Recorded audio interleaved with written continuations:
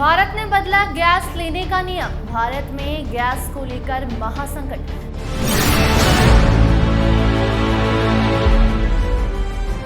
नमस्कार, star TV Bihar देख रही हैं आप और मैं आपके साथ वंदना। भारत की रसोई गैस यानी एलपीजी सप्लाई को लेकर इन दिनों बड़ा बदलाव देखने को मिला है। पश्चिम एशिया में तनाव और समुद्री रास्तों में सप्लाई प्रभावित होने के बीच भारत ने अमेरिका से एलपीजी और एलएनजी की खरीद बढ़ा दी है।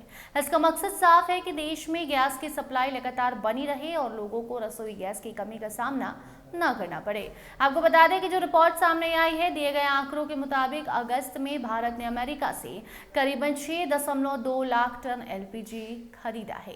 वहीं जुलाई में यह खरीद करीबन 8.9 लाख टन बताई गई थी। हालांकि इन आंकड़ों की तारीख और स्रोत की स्वतंत्र पुष्टि जरूरी है, इसलिए महीने दर महीने तुलना करते समय सावधानी रखना जरूरी है। आपको बता दें कि पश्चिम एशिया से आने वाले एलपीजी के लिए समुद्री रास्ते बेहद ही ज्यादा अहम हैं। खाड़ी देशों से गैस भारत तक जहाजों के जरिए पहुंचती है। ऐसे में समुद्री रास्तों पर किसी भी तरह की रुकावट या तनाव का सीधा असर सप्लाई पर पड़ सकता है। अगस्त में यूएई से भारत को करीबन 1.4 लाख टन एलपीजी मिलने की बात कही गई थी। वहीं कतर से करीबन 60,000 टन एलपीजी सप्लाई हुई। दूसरी ओर जुलाई और अगस्त में सऊदी अरब से भारत को एलपीजी की सप्लाई नहीं मिलने का दावा किया गया। ऐसे हालात में अमेरिका भारत के लिए एलपीजी का एक अहम ऑप्शन सप्लायर बनकर सामने आया। दूर के बाजार से गैस खरीदना आसान नहीं होता।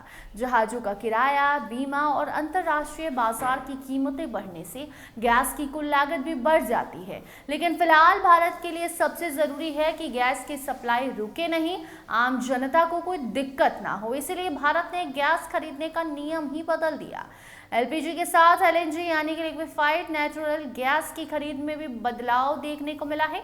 भारत लंबे समय से कतर से बड़ी मात्रा में एलएनजी खरीदता रहा है, लेकिन पश्चिम एशिया की मौजूदगी स्थिति के बीच अमेरिका से एलएनजी की खरीद बढ़ी है।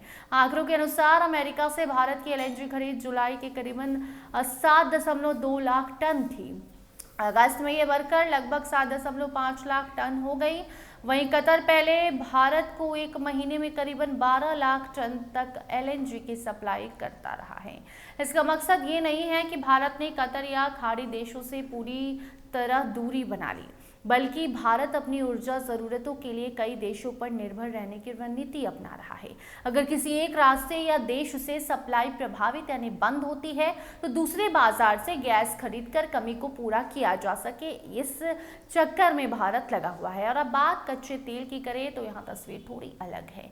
एलपीजी और एलएनजी के लिए अमेरिका की भूमिका बड़ी है, लेकिन कच्चे तेल के मामले में रूस अभी भी भारत का बड़ा सप्लायर बना हुआ है।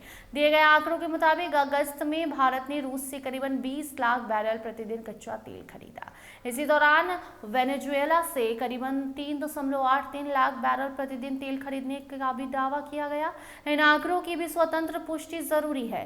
भारत के लिए ये पूरा बदलाव इसलिए जरूरी है क्योंकि देश अपनी ऊर्जा जरूरतों का बड़ा हिस्सा आयात से पूरा करता है।